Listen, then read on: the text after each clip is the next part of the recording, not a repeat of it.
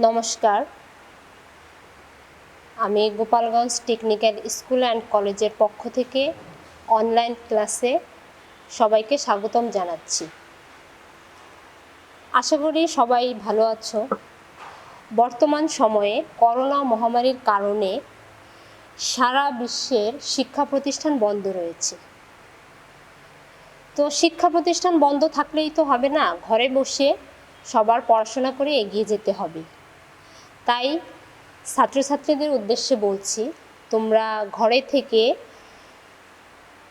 পর্ব সমাপনী পরীক্ষার জন্য প্রস্তুত হয়ে থেকো। এখন আমি আমার পরিচয়টা দিচ্ছি। আমি ঐশী বিশ্বাস,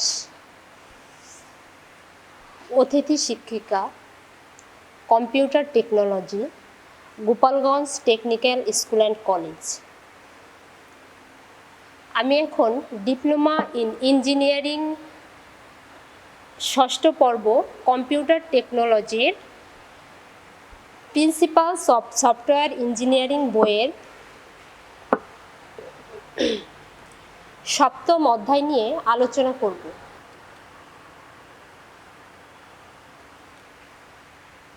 সপ্তম অধ্যায়ের নাম ইউজার ইন্টারফেস ডিজাইন। তো প্রথমে আমরা জেনে নিব যে ইউজার ইন্টারফেস বলতে কি বোঝায়। ইউজার ইন্টারফেস হচ্ছে একটি ফ্রন্ট অ্যাপ্লিকেশন দৃশ্য যা একজন ব্যবহারকারী সফটওয়্যার ব্যবহার করার সময় ইন্টারেক্ট করে। আমরা জেনে নিচ্ছি যে ইউজার ইন্টারফেস বলতে কি বোঝায়। তো এখানে বলা হচ্ছে যে ইউজার ইন্টারফেসকে সংক্ষেপে ইউআই বলা হয়। তো এটি এমন একটি ফ্রন্ট অ্যান্ড অ্যাপ্লিকেশন দৃশ্য যা একজন ব্যবহারকারী একটি সফটওয়্যার ব্যবহার করার সময় ইন্টারেক্ট করে। এখন প্রশ্ন থাকতে পারে যে ইন্টারেক্ট বলতে কি বোঝায়। ইন্টারেক্ট মানে হলো পরস্পরের উপর ক্রিয়া করে। এই ইন্টারেক্ট বলতে বোঝাচ্ছে যে ব্যবহারকারী এবং সফটওয়্যারের উপর পরস্পরের ক্রিয়া করাকে হলো ইন্টারেক্ট বলে। তাহলে আমরা শিখে নিলাম যে ইউজার ইন্টারফেস বলতে কি বোঝায়। তো এখন আমি ছাত্রছাত্রীদের উদ্দেশ্যে বলছি যে তোমরা সবাই মনোযোগ সহকারে এই অধ্যায়টি ভালোভাবে খেয়াল করবে, আমার ক্লাসটা ভালোভাবে খেয়াল করবে, তাহলে সবাই বুঝতে পারবে। যেহেতু এই অধ্যায়ে কোনো পিকচার বা ভিডিও দেওয়ার প্রয়োজন নেই, তাই আমি থিওরি নিয়ে এই ক্লাসটি রেডি করেছি। আশা করি সবাই বুঝতে পারবা আর সবার মনে থাকবে। তাই সবার কাছে একটা রিকোয়েস্ট যে সবাই খাতা কলম নিয়ে বসো এবং এই ভিডিওটি ভালোভাবে দেখো, তাহলে তোমাদের এই সপ্তম অধ্যায় সম্পর্কে কোনো রকম জটিলতা থাকবে না। আমরা 1 নম্বর শিখে নিলাম যে ইউজার ইন্টারফেস বলতে কি বোঝায়। পরবর্তী স্টেপে আমরা দেখি ইউজার ইন্টারফেস কোথায় ব্যবহার করা হয়। তো এখন প্রশ্ন থাকতে পারে যে আমরা শিখে নিলাম ইউজার ইন্টারফেস বলতে কি বোঝায়, কিন্তু এটা কোথায় ব্যবহার করা হয়। বর্তমানে প্রায় প্রতিটি ক্ষেত্রে যেখানে ডিজিটাল প্রযুক্তি বিদ্যমান, যেমন কম্পিউটার, মোবাইল, গাড়ি, বিমান ইত্যাদি ক্ষেত্রে ইউজার ইন্টারফেস ব্যবহার করা হয়।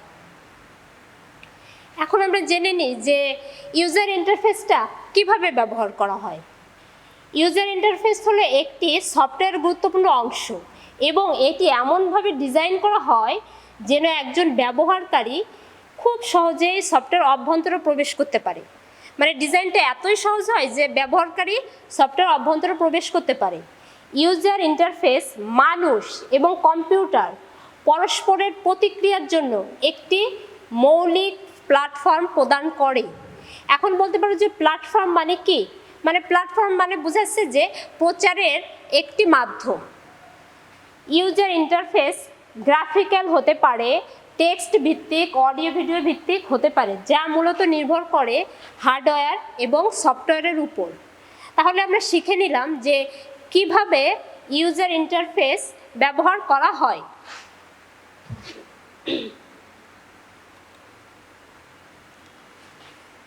পরবর্তী প্রশ্নে আমরা চলে আসি, একটি ইউজার ইন্টারফেসের মধ্যে কি কি বৈশিষ্ট্য থাকা প্রয়োজন।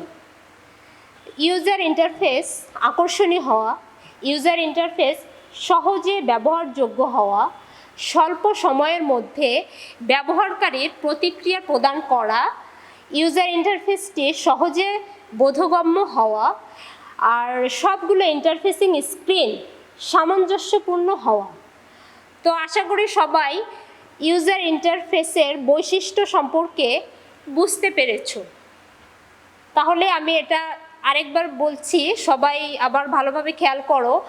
ইউজার ইন্টারফেসটি আকর্ষণীয় হওয়া, ইউজার ইন্টারফেস সহজে ব্যবহারযোগ্য হওয়া, স্বল্প সময়ের মধ্যে ব্যবহারকারীর প্রতিক্রিয়া প্রদান করা, ইউজার ইন্টারফেসটি সহজে বোধগম্য হওয়া, সবগুলো ইন্টারফেসিং স্ক্রিন সামঞ্জস্যপূর্ণ হওয়া।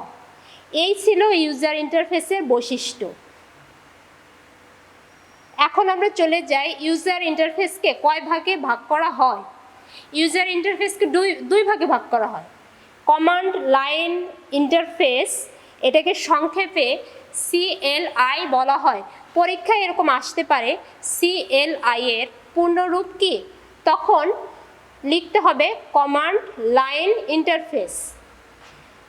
দ্বিতীয়টি রয়েছে গ্রাফিক্যাল ইউজার ইন্টারফেস, এটাকে সংক্ষেপে GUI বলা হয়। এখন আমরা জেনে নিব যে কমান্ড লাইন ইন্টারফেস কাকে বলে। কমান্ড লাইন ইন্টারফেস একটি জনপ্রিয় কমান্ড টুল। এটি কমান্ড প্রম্পট প্রদান করে যেখানে ব্যবহারকারী কমান্ড টাইপ করে এবং সিস্টেমে ফিট করে। এই ফিট করা মানে হলো নক করা, নক করা মানে হলো খোঁজ করা, কোনো কিছু খোঁজ করে। তাহলে এখানে একটা কথা তোমাদের প্রশ্ন জাগতে পারে যে কমান্ড প্রম্পট কি। কমান্ড প্রম্পট সম্পর্কে আমি একটু বুঝিয়ে দিচ্ছি। কমান্ড প্রম্পটকে CMD বলা হয়। তো কমান্ড প্রম্পট একটি টেক্সট ভিত্তিক বিজ্ঞাপন, যাকে নোটিফায়ার বলা হয়। নোটিফায়ার বললে সবাই বুঝতে পারবে, যা ব্যবহারকারীর কার্যাবলীর কনটেক্সট সমূহ তুলে ধরে।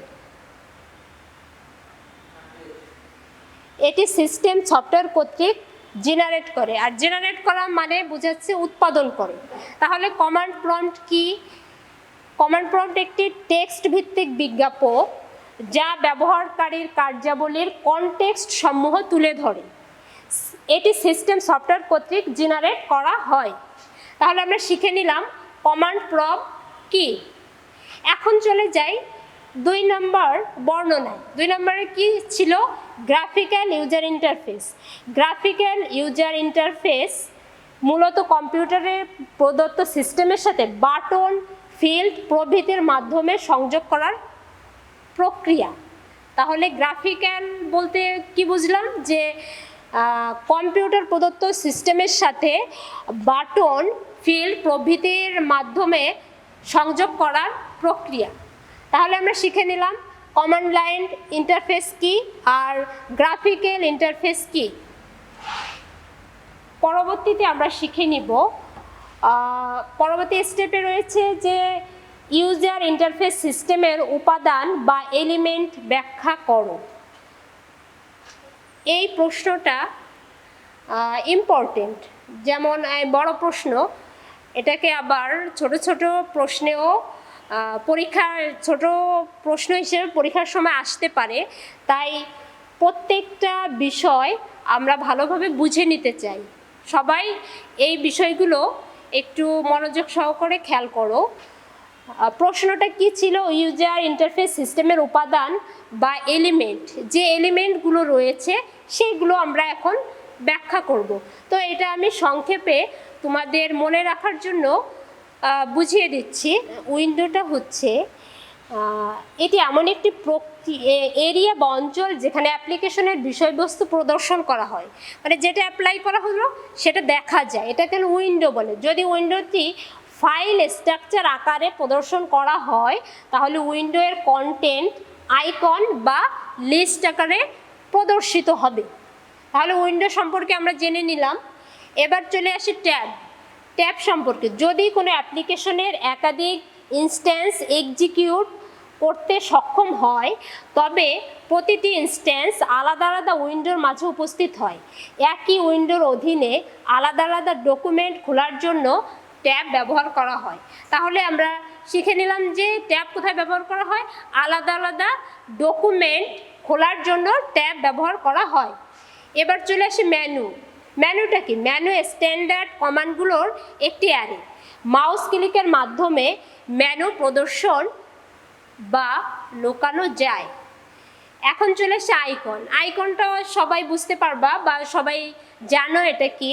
আইকন হলো এক প্রকার ছোট আকারের ছবি যা অ্যাপ্লিকেশন এবং প্রোগ্রামকে ছোট ছবি আকারে প্রদর্শন করে।